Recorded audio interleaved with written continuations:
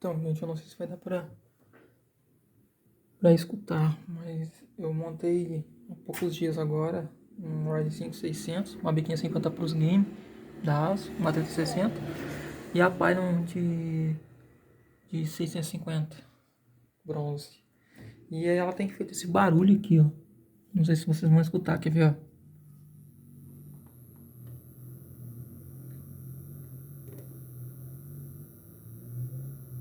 Parecendo um chiado, parecendo uma abelha.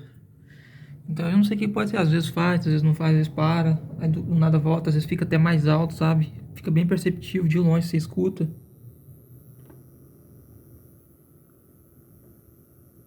Não sei se vocês estão ouvindo aí, ó.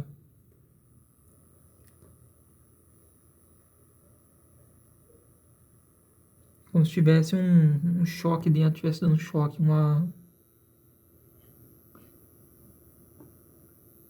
Não sei se tá dando pra ouvir, ó.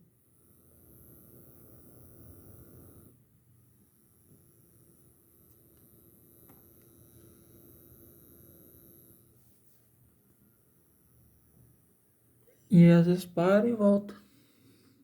Aí eu já não sei o que que eu faço, se eu raciono a garantia. Porque não vai, não. Eu tive várias fontes da Cooler Master, nenhuma das fontes dela eu tive esse problema. Olha esse barulho.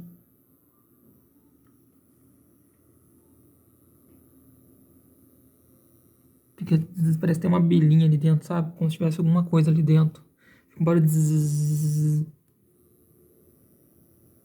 Não sei se vocês estão escutando. Eu não sei o que eu faço.